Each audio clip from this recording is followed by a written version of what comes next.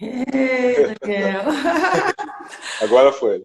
E sim, Eu apanho todo dia com esse negócio aqui, viu? Tem que ficar, tem que ser mais high-tech, normal. né? Hoje em dia, para Ah, mim. normal. Boa noite, Daniel. Tudo bom com você? Boa noite, tudo bem com você? Obrigada, viu, por ter aceitado o convite de estar aqui com a gente, com a equipe da FS. Boa noite para o pessoal que está entrando e quem vai assistir depois também, que essa live vai ficar gravada, né? Meu nome é Sheila, sou da FS Integra, correspondente em Engenharia Caixa Econômica. Nós estamos aqui nessa live de hoje para falar sobre planejamento de financiamentos, erros mais comuns. E aí eu convidei, né, por essas coincidências da vida, né, um cliente reincidente nosso, né, Daniel? Já fez 2 Verdade. financiamentos com a gente e hoje vai nos ajudar a formatar mais um conteúdo para nossas redes sociais. A gente tem feito um trabalho aqui, Daniel, você deve ter acompanhado um pouquinho. A gente tem tentado gerar conteúdo. Quando você foi cliente nosso lá atrás, a gente não tinha isso ainda. A gente está Não, não tinha. tentando. Você sabe que é importante, né? Você já passou por isso. A gente está tentando gerar um conteúdo bem, assim, nosso Instagram nem é tão comercial, é bem institucional mesmo, com conteúdos que ajudem as pessoas com informações úteis, né, para esse momento e tal, porque o pessoal chega para a gente já chega querendo fazer o financiamento, né? E essa programação, que é o que a gente vai falar um pouco hoje, ela é muito importante, né? Ela é fundamental para a vida, né? Para tudo. Para tudo que a gente faz na vida tem que ter planejamento para a gente ficar mais em paz depois, né? Não ter tantas. Com planejamento ainda tem imprevisto, né? A gente vai falar disso também. Sim, Imagina bastante. sem planejamento. Então, eu queria primeiro que você se apresentasse, né? Falasse do seu Instagram, do seu trabalho, para a gente iniciar aqui um bate-papo bem tranquilo aqui sobre o assunto. E quem tiver dúvida durante a live, se quiser participar, tá convidado a mandar as perguntas. E quem depois assistir essa live e ainda tiver dúvida, pode mandar no direct para você ou para mim. A gente vai tentar ajudar as pessoas aí a todo momento, né? Se você pudesse apresentar um pouquinho. Se você sair correndo da live é porque deu emergência aí também, né? É. Na verdade, tá para vir amanhã. O parto do meu segundo filho está previsto para Amanhã, amanhã. Amanhã. que legal! Nossa, Aí mas estamos. agora eu te agradeço e agradeço a sua esposa de ter deixado você fazer a live. Ela deve estar super ansiosa, tadinha, né? Nós somos todos ansiosos aqui. Nossa, eu já comi um caminhão de chocolate. Estou muito ansioso. Mas Nossa Senhora! Só não pode ela comer chocolate, senão o neném vai nascer hoje, sim, né? sim. Que legal. Deus Mas abençoe, viu? Mas a sua obrigado. família, a chegada de mais um herdeiro, ou herdeira, não sei, né? Se seria herdeiro, Herdeiro, herdeiro. herdeiro. Herdeiro, menino. Ai, que belezinha. Deus abençoe vocês, que filho é a maior maravilha da vida, né? Não tem outra Show de melhor. bola. Só sabe quem tem, né? Verdade. Bom, eu queria agradecer pelo convite e te parabenizar pelo trabalho. Eu acho que isso é extremamente importante, ainda mais um tema tão delicado como o financiamento imobiliário. Bom, meu nome, como a Sheila falou, é Daniel Terra. Eu sou planejador financeiro há praticamente 2 anos. Eu tenho a certificação Ambima, em CEA. Eu sou especialista em investimento. Eu sou engenheiro por formação. Eu sempre fui apaixonado pelo tema de finanças. E aí eu sempre procurei estudar e aprender um pouco a respeito disso para aplicar na minha própria vida. E no decorrer do tempo, eu percebi que de alguma forma eu poderia ajudar as pessoas também nesse nesse tema que é tão delicado, tão necessário para a nossa sociedade, principalmente brasileira, né? Então, espero aí poder Uhum. contribuir com as pessoas que estão pretendendo aí fazer um financiamento imobiliário, tirar algumas dúvidas desse tema que é um sonho e gera muita ansiedade também. Muita ansiedade. Assim, o maior desafio para mim, pessoalmente, foi trabalhar com essa ansiedade das pessoas, porque eu sou muito comprometida com as pessoas, de forma geral na vida, né? Quem me conhece sabe, eu sou ultra preocupada, né, com a expectativa das pessoas, faz parte da minha característica, e eu percebo assim o grau de ansiedade que as pessoas chegam pra gente é altíssimo. E às vezes elas já tomaram várias decisões, então nem me cabe nesse momento opinar nada. A hora de opinar é agora, né? Da gente ajudá-los no antes, né? Depois que já chegou a fazer o financiamento, a gente só vai ajudar a escolher a simulação. O resto a gente vai ficar bem quieto, né? porque não é o momento. Mas agora, assim, esse trabalho que a gente vai fazer hoje é justamente para aquelas pessoas que estão começando a se planejar ou já estão perto, né, de tomar essa decisão tão importante que é assumir um financiamento imobiliário. Comprar um imóvel já é algo importante, mas fazer um financiamento imobiliário envolve mais responsabilidades, né? Então, eu acho que o objetivo é esse, ajudar as pessoas, é o que você já coloca em prática, né? E aí, assim, a gente preparou aqui, né, pessoal, assim, alguns tópicos, né, para a live não ficar muito extensa, muito cansativa, né, que a gente sabe que todo mundo é corrido, né, ninguém tem muito tempo nem paciência, né, de ficar vendo muitos vídeos, né, já acelera 2.0 no WhatsApp, né, Daniel? Então, assim, a gente colocou alguns tópicos aqui, eu queria que você fosse explanando para a gente esses tópicos, dos principais pontos que a gente deve abordar com alguém que pensa em comprar um imóvel, no seu trabalho aí, né, essa consultoria que você faz, né, qual que é o aprendizado que você deixa para essas pessoas hoje, para a gente trocar uma ideia aqui comigo, né, que vou aprender com você também, e com as pessoas que forem assistir essa live agora ou depois. Tá joia. Bom, show de bola. Igual, né, nós estávamos comentando, esse momento é um momento que gera muita ansiedade. Então, algumas coisas, elas acabam passando despercebidas, e se não nos atentarmos, isso pode gerar uma dor de cabeça futura, um arrependimento às vezes, e isso é o que a gente não deseja, né? A gente vai começar falando, né, do nosso primeiro tópico, com relação ao financiamento imobiliário, é o momento de vida em que a pessoa se encontra. Eu acho que essa é uma reflexão que cada um tem que fazer, né? O primeiro erro que eu vejo dos meus clientes comentando é exatamente não levar isso em consideração. Às vezes ele está no começo de vida profissional, ele acabou de se formar, arrumou um bom emprego, ou é um profissional liberal que acabou de se formar, está montando um consultório, né, enfim, está montando um escritório, e aí começa a entrar um dinheiro em caixa e ele já pensa em fazer um financiamento imobiliário. Será que é o melhor momento? Será que, por a vida profissional está no início, será que não seria preferível a gente priorizar a mobilidade geográfica? Porque às vezes podem surgir propostas, né, internacionais ou até mesmo nacionais que ele tenha que se deslocar. E talvez um financiamento imobiliário nesse momento seja um impeditivo dele realizar essas mudanças, né? Um outro aspecto que eu vejo também são casais em início de relacionamento, ou né, até que tem um relacionamento de algum tempo e decidem fazer um financiamento antes mesmo de casar, ou antes mesmo de morarem juntos, enfim. Será que seria o melhor momento? Né? Nós sabemos que a vida ela é dinâmica, a vida ela muda. No momento em que os dois forem morar de fato juntos, será que vai ser aquilo mesmo que eles querem? Ou até mesmo antes de casar, acontece uma separação, e isso acaba atrapalhando, né, esse enlace, e aí vai ser muito difícil desfazer isso.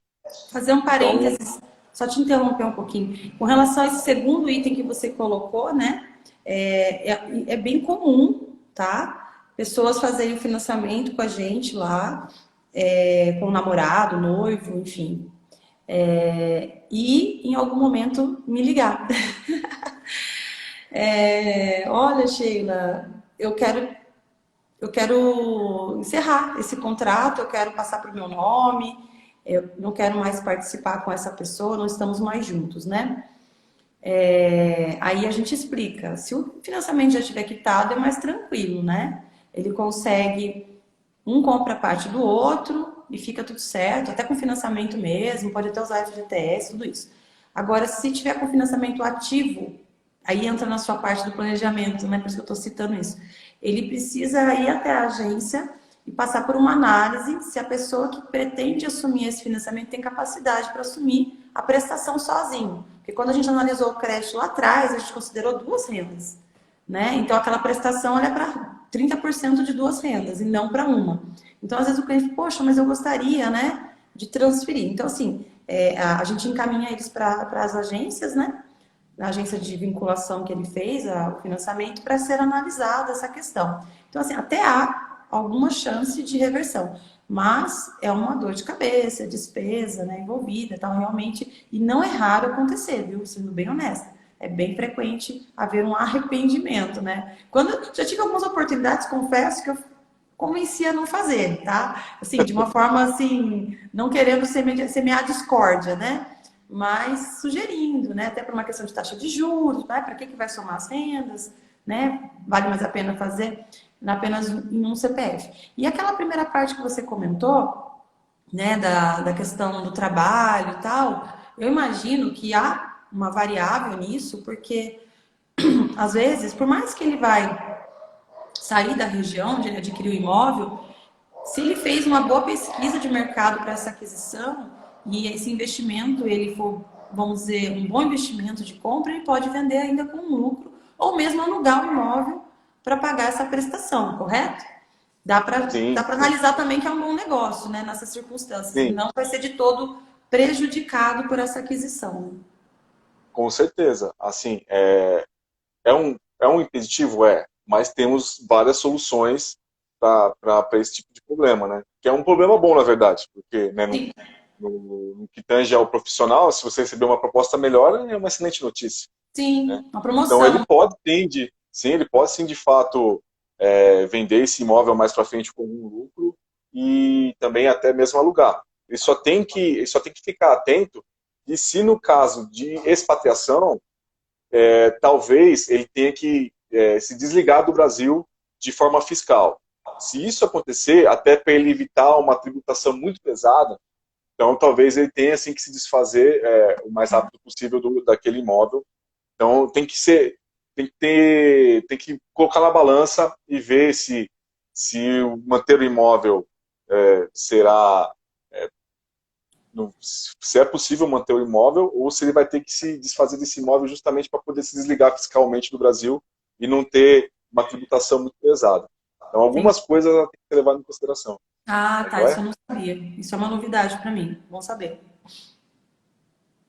Outro aspecto também, né, que as pessoas, às vezes, elas não veem antes de fazer um financiamento imobiliário, é o próprio planejamento financeiro em si. Né? Hoje, você é melhor que ninguém, você pode me dizer, a Caixa, ela deixa você comprometer, né? Ela leva em consideração quando você mostra a renda para ela, até 30% desse valor da renda, ela deixa você comprometer com a parcela do imóvel. Muitas pessoas, elas só olham para esse número, às vezes.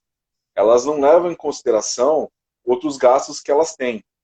Então, às vezes ela tem gastos com carro, prestação de carro, escolas dos filhos, N outras prestações que, se somadas, talvez já ultrapassem em muito esses 30% que a Caixa permite de comprometimento da renda.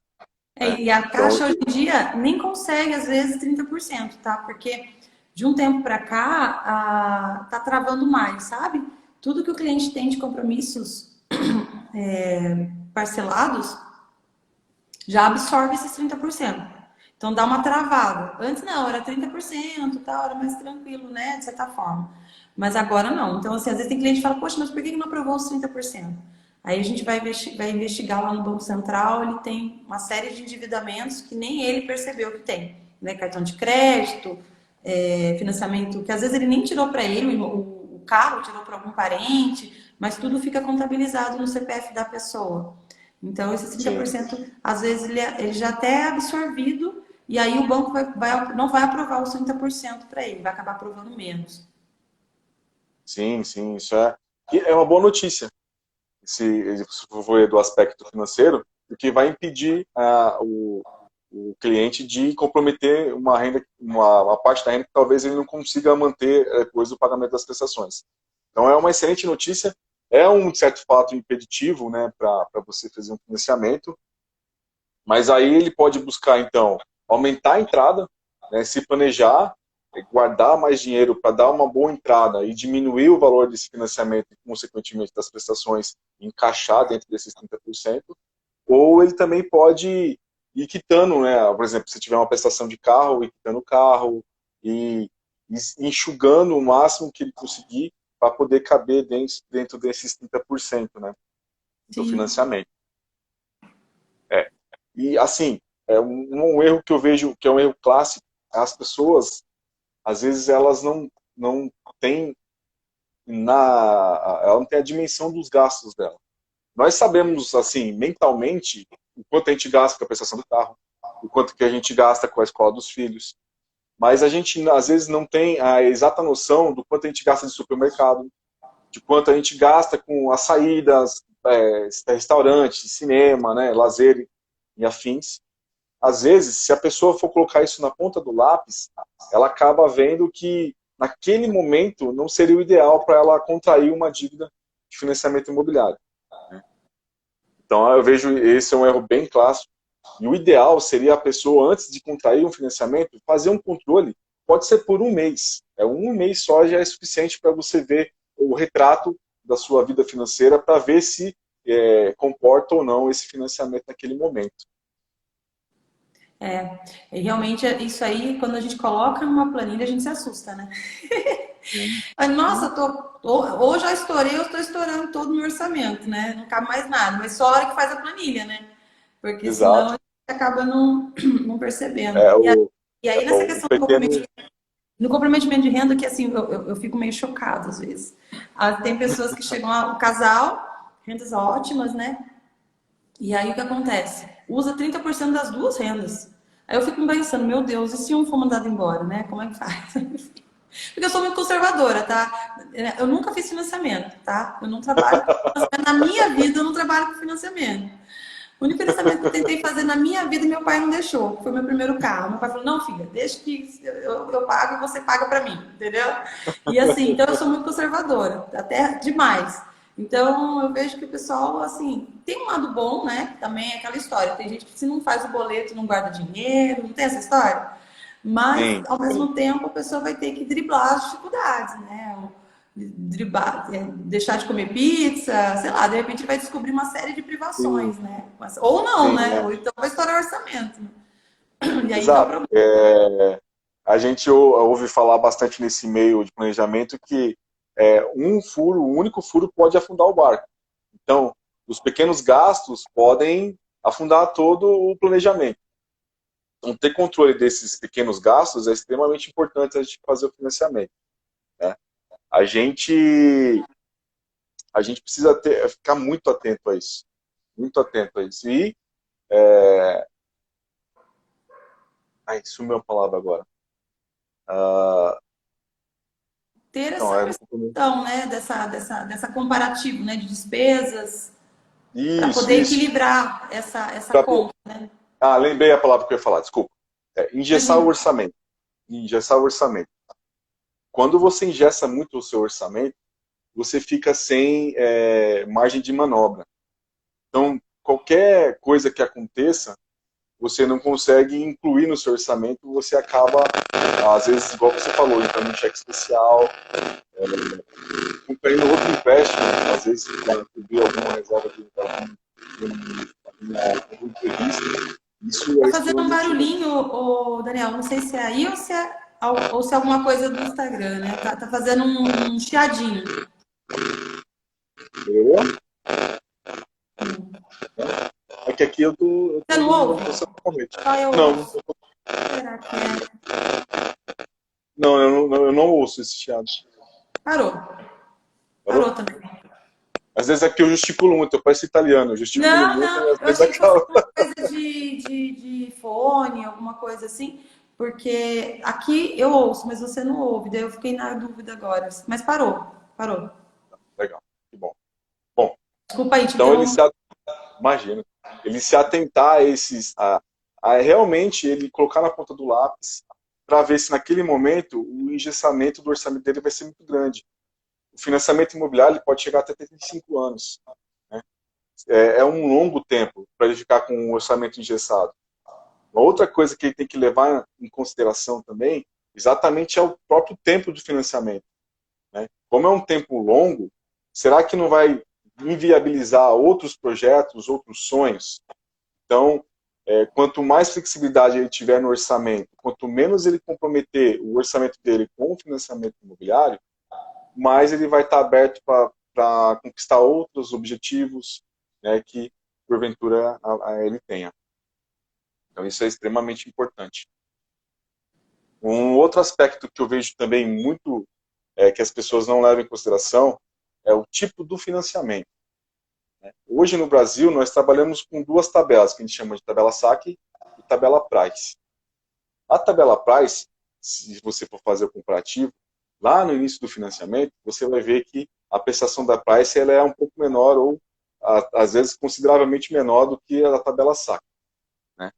Porém, lá no final do seu contrato, você talvez, ou quando você chegar lá no final, você vai ver que você pagou um alto juros se comparado à tabela saque.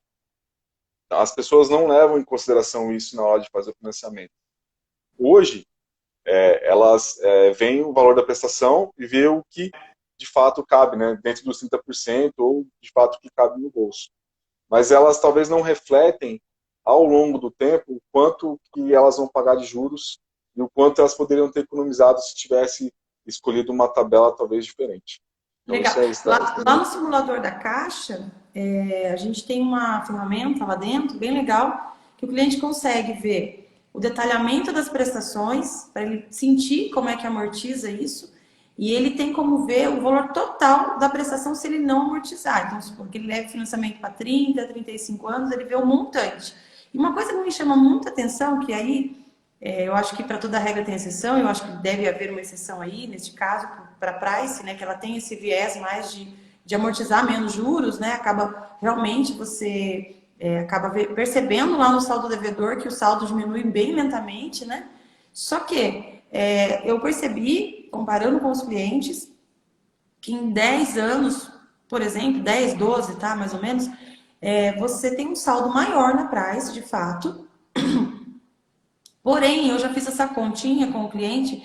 Se você olhar o valor da parcela da saque que você paga em 10, 12 anos e comparar com esse valor a mais que você deixa de amortizar, né, esses juros a mais que você paga, ele se equipara. E aí vem a questão, às vezes a parcela menor para aquele cliente naquele momento é mais apropriado para o orçamento dele do que a parcela da saque. Então, se ele tem um planejamento legal, financeiro, de amortizar com frequência, ele pode sim, de repente, ter uma surpresa positiva com a Price. Porém, a gente não costuma incentivar para o A ou para o B. A gente só explica quais as características e prós e contras, porque não existe uma verdade 100%, né? Pode haver um caso ou outro, imagino, e aí eu queria ouvir sua opinião, que a Price pode ser mais indicada, em outros momentos não. Vai depender muito do quê? Do planejamento financeiro, né? Que esse cliente fez na planilha dele, né? Nessa planilha que ele deveria ter feito. Se não fez, tem que fazer pelo menos depois para economizar, né? Então, isso é uma coisa que a gente observa. Que assim, nem tão vantajoso é, às vezes, a saque, dependendo da situação da quitação que ele vai fazer, né? Em quanto tempo ele vai quitar. sim, com certeza. Igual você falou, o planejamento financeiro ele é dinâmico. Nossa vida é dinâmica. Então, não existe uma verdade absoluta. Existem caminhos padrões e às vezes a gente indica para o cliente e fala, ó, se você for por esse caminho, a chance de dar alguma coisa errada é menor. Mas a vida é dinâmica. Cada pessoa é pessoa, cada vida é uma vida. Então, com certeza, dependendo do momento em que a pessoa está fazendo financiamento, a price naquele momento faça mais sentido, até pelo orçamento ficar menos engessado. E a E disciplina sim, também, né, Daniel? A disciplina sim, da pessoa, né? Porque se ela, por exemplo, fez o planejamento e ela viu que ela precisa economizar um X por mês e ela não economizou também, ela vai quebrar o orçamento dela de qualquer forma, independente se ela escolher saque ou price, né? O planejamento ele só sim, vai funcionar se a gente executar, né? Tem isso também. sim, com certeza. Isso com certeza. O planejamento ele é 90% pessoa e 10% matemática, né? Então, é muito mais sentimento e comprometimento do que necessariamente matemática. Então, Às vezes a pessoa fala assim, nossa, planejamento financeiro, número, planilha. Não, envolve muito o aspecto psicológico. É muito mais psicológico do que uma planilha de Excel, por exemplo. E é Ai, isso, e cai justamente nisso que você falou, né? Da disciplina da pessoa. Aproveitando esse gancho, falando da price em comparativo a saque, realmente, se você conseguir fazer um planejamento e quitar esse contrato no menor tempo possível, a saque e a price, elas praticamente se anulam. É praticamente o mesmo valor que você vai pagar no final. Mas se porventura você correr com esse financiamento até o fim, lá no final você vai ver que realmente a saque você teria uma economia um pouco maior do que na price. Mas como você falou, vai depender muito do momento de vida da pessoa e da perspectiva de quitação. Eu acho que isso deve ser muito levado em consideração na hora da escolha da tabela também. verdade, concordo. Uma coisa muito importante também que as pessoas não levam em consideração na hora de fazer o financiamento, às vezes elas pesquisam e elas veem juros nominais. Quando você olha juros nominais, você está vendo uma parte dos juros. Porque, de fato, existem outros custos embutidos no financiamento que você não vê, que são os seguros, que são as taxas de administração. Quando você inclui isso dentro do seu financiamento, e o banco é obrigado a te mostrar isso, né? Toda a simulação que você faz, em qualquer banco, ele vai te mostrar isso, que é o custo efetivo total. São os juros, que é o valor total que você vai pagar, né? O total de juros, incluindo as taxas, seguros e tudo que tiver embutido dentro da prestação do financiamento imobiliário. Então a pessoa tem que ser muito atenta a isso. Às vezes, ela vai fazer um financiamento e ela olha, os juros, por exemplo, o juros está 6% ao ano. Nossa, que pichincha. Mas ela não vê que o juros efetivo total, o custo efetivo total dela está em 8, 9, entendeu? E às vezes ela vai em outro banco ou outra modalidade de financiamento e o juros nominal está 7, 6,5, 7. Ela fala, nossa, mas está mais caro. Mas ela vai ver o custo efetivo total está 8,5, entendeu? Então ela tem que ficar muito atento a isso. Então sempre que for fazer um financiamento, não olhe juros nominal. Olhe sempre o custo efetivo total. Sim. Olha? E aí vem o grande vilão escondido, que é o índice também, né? Sim, sim, O sim. índice do financiamento, que assim, é a taxa a Caixa tem quatro modalidades de taxa taxa atrelada a índices, né? A Não, gente bom tem saber. o ATR, a gente tem o IPCA, a gente tem poupança mais TR e a gente tem uma que é para aqueles mais conservadores mesmo, que é sem indexador. Essa é fixa, fixa mesmo. A taxa de juros dela costuma ser mais alta, mas ela dá toda essa previsibilidade. Então, aquele cliente mais que não vai ter amortizações, que vai pagar aquele valorzinho por mês até quitação, tem essa possibilidade. Mas não é comum os clientes escolherem, justamente porque a taxa de juros é maior, a parcela fica maior. O pessoal, assim, grande maioria escolhe a TR, né? E eventualmente, a gente é raro, raríssimo o IPCA, porque o IPCA tem, né, você vai falar um pouquinho, mas assim, aquele que vai quitar assim, agora, tipo, fez financiamento que já vai quitar 1, 2 anos, ou às vezes até menos de um ano, meses, ele acaba optando, né? Mas aí dá uma explicação pra gente. E outra coisa, não tem como você fazer portabilidade. Hoje, né, assim, tô falando em vias normais, tá, Daniel? Talvez se contratar um advogado, se for atrás de brechas jurídicas, enfim, tá? A gente tá falando da normalidade, né? Então, assim, cliente que contratar um IPCA ou um outro índice qualquer que realmente seja mais agressivo, ele tem esse problema. Ele vai ter que ficar com esse índice até o final ou quitar o financiamento dele. Sim, sim. Isso é um outro erro grave, né? Hoje, só para você ter uma ideia de valores, nosso IPCA até junho agora está em torno de 11,89%. Então é um IPCA bem elevado. Quando antes da pandemia, quando a inflação estava um pouco controlada, estava um pouco reduzida, muitas pessoas optaram por esse tipo de financiamento, por acreditar que naquele momento a prestação era menor, e de fato era. Até mesmo que algumas pessoas que financiavam um juros fixo mais TR, o IPCA em algum momento ele conseguiu ser um pouco mais baixo do que essa outra modalidade de fixo mais TR. Então, algumas pessoas acabaram financiando pelo IPCA naquele momento. E, e vão ter que seguir com esse financiamento até o final, né?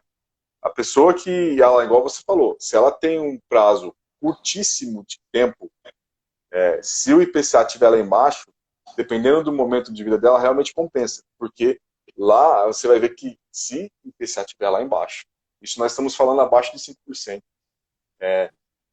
talvez faça sentido se você for estar aí dentro de um ano, aí talvez faça sentido sim, com certeza. Né? As modalidades que são mais contratadas, você pode dizer mais melhor que eu, é a taxa fixa mais a TR. Hoje, ela é a mais atrativa até porque a taxa TR ela vem zerada há um longo tempo. Só agora, com o aumento da Selic, que ela está tendo um pouco de deslocamento. Né? Então, é uma das mais conservadoras, além daquela que você citou também, que é a dos juros fixos. Você paga um pouco mais de juros, mas você vai ter certeza também de quantos juros você vai pagar ao longo do tempo. Isso não vai ter variável. Todas as que têm variável, elas não têm limite. Hoje a gente fala em TR zero, né, mas existe um risco da TR também explodir e você não tem controle sobre isso. Então, hoje é mais conservador fazer taxa fixa mais TR? Mas saiba que existe um risco de que essa taxa suba e você não tem controle sobre isso. Existem, nesse meio do planejamento, existem algumas controvérsias. Existe a modalidade de você fazer o financiamento também usando a poupança, o indexador fixo, mais a variação da poupança. Pelas regras novas da poupança, o máximo de rendimento que a poupança pode dar é 0,5% ao mês, ou 6% ao ano. Se você pegar a taxa fixa, mais a variação do rendimento da poupança, também você vai ter uma variação um pouco menor e maior previsibilidade. Porque a poupança ela nunca vai passar de 0,5% ao mês. Ela sempre vai manter os 0,5% ao mês e 6% ao ano. Quando a taxa Selic cai abaixo de 8%, esse rendimento da poupança cai ainda mais. Então, sempre vai ter um teto, um limite, né, de atualização. Isso é um fator extremamente importante. A pessoa tem que se atentar muito ao fator de correção. Sempre observar. E sempre escolher o que melhor encaixa no orçamento e na previsibilidade de quitação. Por isso que a gente sempre fala, a gente está comentando aqui, o planejamento ele é dinâmico. Então, se você virar e falar assim, olha, IPCA mais os juros fixos é o pior cenário do mundo. Mas talvez naquele momento não seja. Se a pessoa tem uma perspectiva de quitar esse financiamento a curto prazo. Tudo é contexto, né? É momento, Sim. é contexto. E Então é bato difícil. na tecla. O mais realizado no Brasil ainda é a taxa fixa mais TR. Né? Você, mais que eu, deve acompanhar isso e ver Maioria. número de crescimentos. A exceção é diferente disso. Show de bola. Sabe Uma outra coisa. uma coisa que eu queria até lembrei aqui agora, você estava falando, eu lembrei. Algumas modalidades que não é opcional não participar de uma das rendas, tá? Por exemplo, o programa Casa Verde e Amarela, que são habitações populares, né, ditas populares, mas nem tão populares assim, porque vai até 253 mil aqui em São José a regra, Jacareí 198, enfim. Essas não são opcionais. Mas há financiamentos SPPE, que é uma linha de crédito de poupança, que é opcional a participação da renda de um dos participantes, sabe, Daniel? Só que assim, eu gosto, né? Eu sei que nem todo mundo fala isso para o cliente, mas como eu gosto muito de planejamento, e eu penso no amanhã, né? Eu penso sempre no amanhã do meu cliente. Assim, que hoje ele está só assinando um contrato comigo, mas e amanhã, né? O amanhã dele me interessa para ele voltar e eu vou ficar muito chateada se eu não souber, eu não falei porque eu não sei, né? Mas se eu sei, eu falo. E uma coisa que eu costumo explicar para o meu cliente, que eu acho que tem muito a ver com o planejamento, existe uma questão contratual nos financiamentos, que assim, às vezes o cliente manda uma documentação para ser analisada e fala, eu não quero entra só a minha renda, não quero que coloque a renda da outra pessoa no financiamento, do outro participante. Aí eu costumo explicar, tá? Para fins de financiamento é possível, né? Não tem problema nenhum. Porém, existe dentro do contrato um seguro prestamista que acompanha o contrato até a quitação. E esse seguro prestamista está atrelado ao CPF que está com renda no contrato. E a quitação ela acontece proporcional à renda. Então, aí você já deduz, né? Tem um casal, ambos têm renda, mas um somente quis entrar com a renda, o que vai acontecer? Os dois são donos do imóvel, não vai mudar essa realidade, né? A não ser que seja separação total de bens. Mas, se um falece, alguém vai ficar desprotegido, né?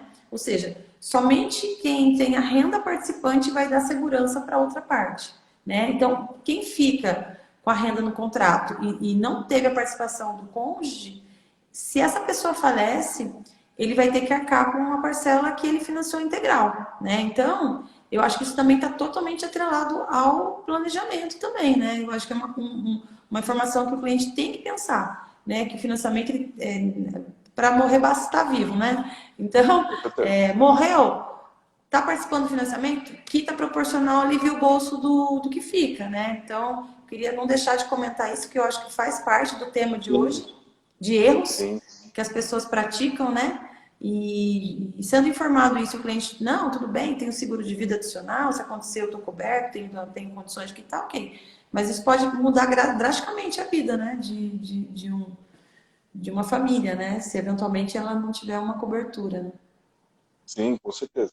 Dentro do financiamento, do planejamento, a gente trabalha com uma área de sucessório também. A gente faz o planejamento sucessório. E isso encaixa muito bem nesse planejamento sucessório.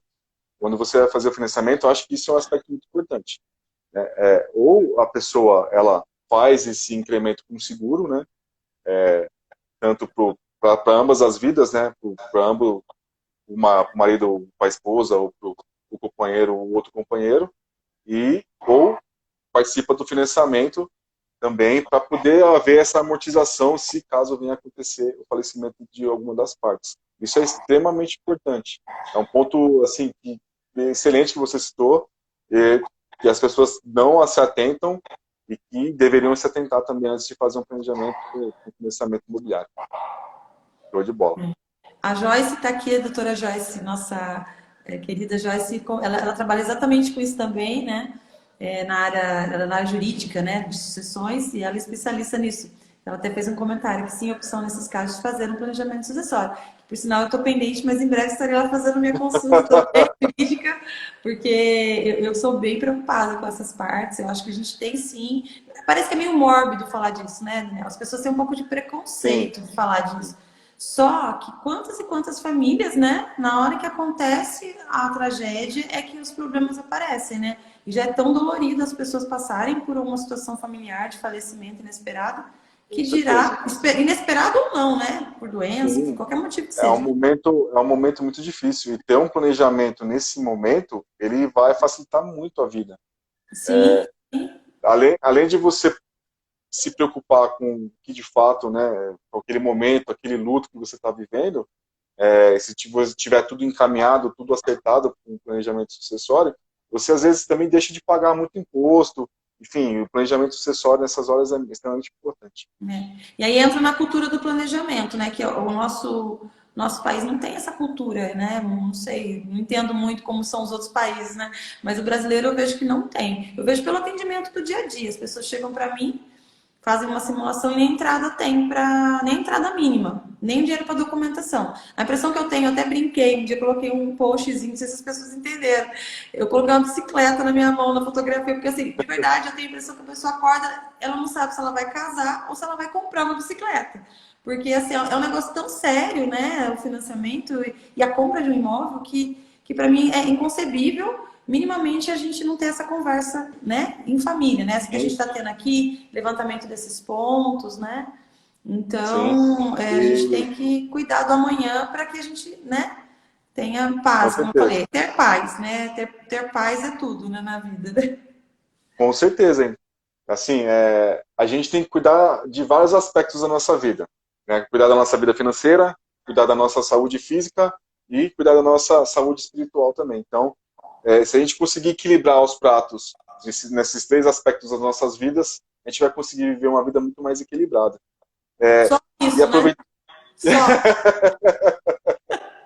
aproveitando o seu gancho de longevidade do contrato, além desses percalços que a gente pode ter pelo caminho, né, como o falecimento de uma das partes, que por si só já é muito grave, também podem ocorrer outros imprevistos. A vida ela é feita de imprevistos. Imprevistos existem e eles vão acontecer. Infelizmente, é a lei de Murphy. Quando você menos espera, algo de errado acontece. E isso pode atrapalhar também todo o seu planejamento e pode te prejudicar. Aí, às vezes, eu já vi clientes tendo que perdendo a casa, enfim, porque não consegue arcar com os custos do financiamento, e isso é extremamente ruim. Você vê chegar a esse ponto é muito ruim. E aí leva ao nosso próximo tópico, que é ter uma reserva de emergência, né? Eu gosto de comparar a reserva de emergência com um colchão de segurança, né? Quando você está no alto do prédio, quando o bombeiro vai te resgatar que está pegando fogo, ele infla um colchão lá embaixo e você pula e cai dentro do colchão, né? Em cima do colchão. A reserva de emergência é a mesma coisa. E ter uma reserva de emergência ela é extremamente importante para quem vai ter um financiamento de longo prazo. Imagina só, se você tem algum problema de saúde, né? Às vezes às vezes não, com certeza você vai priorizar a sua saúde em detrimento do financiamento imobiliário. Mas você não tem recurso financeiro, então às vezes você pode acabar recorrendo ao endividamento, emprestando dinheiro, e isso vai transformando uma bola de neve. Quando você vai ver, aí fica muito difícil de reverter. Então, você ter uma reserva de emergência é extremamente importante. Adriana, mas a reserva de emergência, eu gosto muito de frisar isso, porque as pessoas, às vezes, elas acham que a reserva de emergência ela é para ser usada para comprar uma bolsa nova, um sapato novo, para viajar para Disney. E não. A reserva de emergência é para emergências. Então, se você tiver, eu costumo refletir, e para quem trabalha no mercado CLT, ter aí no mínimo uns 6 meses do custo de vida como reserva de emergência, né? Entende-se como Seis custo de meses? vida, 6 meses. Tudo o valor que você gasta base, né? Aluguel, ou financiamento imobiliário, conta de água, luz, supermercado. Aí você vai fazer a somatória, você vai chegar num valor total que é o seu custo de vida. Para quem é CLT, que tem alguns benefícios como seguro-desemprego, né, o FGTS, pode-se chegar até uns 6 meses. Para quem é funcionário público, ter 3 meses até é bem aceitável. Já para quem é empresário, para quem é Eu profissional ia liberal, perguntar isso profissional agora para autônomo, você. para quem existe uma renda que não é uma renda fixa, é uma renda variável, e que não tem esses benefícios que o CLT tem, o ideal seria no mínimo 12 meses de custo de vida aí guardado num investimento que não corra risco zero, entendeu? E que você possa acessar ele a qualquer momento que você precisar. É extremamente importante e é um erro que eu vejo as pessoas cometerem muito.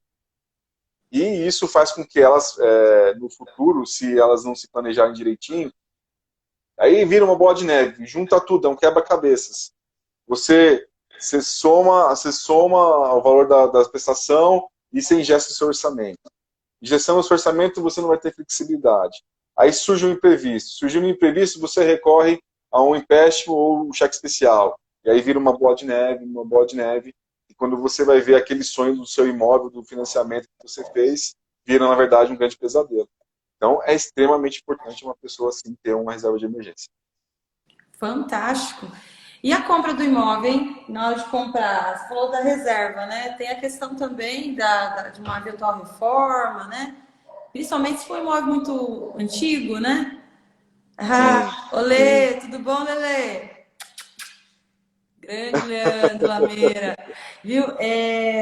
Então, assim, às vezes vai comprar um imóvel, já sabe que vai gastar o telhado, a instalação elétrica, né? Ou sim, opta por sim. comprar um novo, aí compra um novo, não tem, né, bem no contrapiso, não tem armário, ou seja, de um jeito ou de outro, tem que ter uma Tem que se reserva, né, planejar. Daniel? Tem que se planejar, tem que se planejar. antes mesmo disso tudo, né, a gente tem alguns gastos que às vezes a gente não leva em consideração ou até mesmo não sabe da existência, como ITBI. Eu mesmo, quando eu financei onde eu moro hoje, eu tive que pagar o Laudêmio.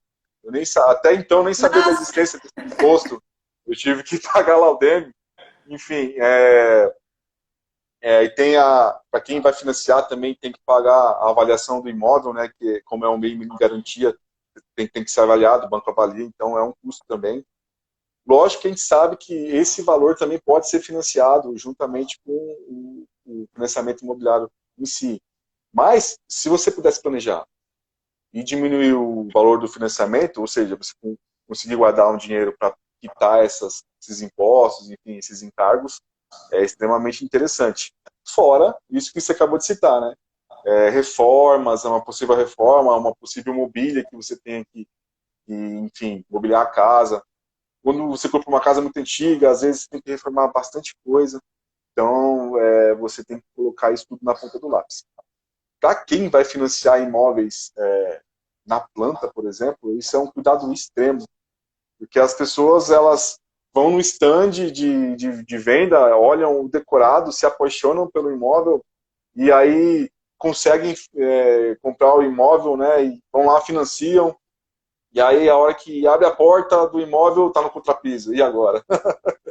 Né? Então, às vezes a pessoa não se atenta a isso. Eu já me deparei com situações em que as pessoas elas estavam morando, no caso de apartamento, elas morando no contrapiso, porque elas não tinham condição de arcar com o acabamento por conta do financiamento imobiliário e acabaram injetando demais o orçamento. Enfim, isso é uma bacana. coisa extremamente importante para a gente avaliar e se planejar antes de fazer aí o financiamento imobiliário. E tem assim assim, uma planilha básica, Daniel, assim quem está buscando, ouvindo essa preciosidade de hoje que a gente está conversando, acendeu o alerta e queira minimamente ter essa visão, né? Para fazer uma simulação, para definir o imóvel, saber se tem condições. Às vezes eu aprovo ele, né, na caixa, mas de repente ele pode optar por um imóvel A ou B e modular essa despesa. Para ele planejar isso, tem uma planilha, alguma coisa que ajude isso de uma forma simples para leigos, né? Ou eu sei que o ideal é que ele procure né, um profissional como vocês, que faça realmente um planejamento, mas para ele começar a ter essa visão da importância, teria algum material que a gente pudesse assim, colaborar com os clientes nesse sentido? Tem sim, tem sim. Inclusive, é um presente que eu estou oferecendo para quem está nos assistindo hoje ou que porventura vem nos assistir depois no YouTube. Aí só me mandar um direct, que eu vou disponibilizar aí uma planilha de controle de gastos para a pessoa poder, de fato, ver o quanto gasta, fazer um retrato da vida financeira naquele Vale para momento mim para ver também? se... Eu vou mandar um direct. Pode falar, pode sim, claro que vale. Como não? Mas Porque você já faz seu planejamento direitinho. Você mesmo eu falou. faço, mas eu não estou fazendo planilhinha, não. É que vai na memória mesmo, né? Eu quero fazer essa planilhinha aí para 2020. Cuidado com os custos mentais. Isso às vezes te É, engana. depois de uma certa idade, então. Ai, você falou que medo de planilha. Não fica com medo, não. Planilha é não fazer a planilha. Aí que a gente tem que ter medo, né? Mas olha, assim, a gente brinca de planilha. Eu vou disponibilizar a planilha. Para quem me mandar um direct, eu vou disponibilizar uma planilha. Mas se sinta à vontade para fazer da melhor forma que achar que deve. Se é num caderno, anotações, não tem problema nenhum. Se é em Power BI, não tem problema nenhum. Desde que você entenda o que você está fazendo e desde que você consiga visualizar, de fato, o seu orçamento como ele realmente é. Bacana. Quero te agradecer muito. Já começar a nos despedirmos aqui, que já falei que a gente ficar 40 minutinhos, já está dando quase 50.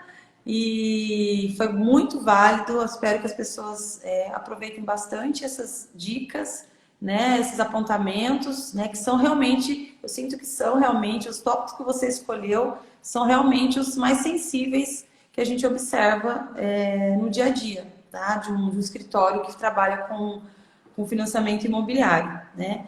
E que as pessoas usem isso, né, da melhor forma, não desanimem dos seus projetos, não é essa a intenção, pelo contrário, é que ela se organize e realize seus projetos, financie e sejam felizes depois, né? Que não fiquem Com com certeza. insônia.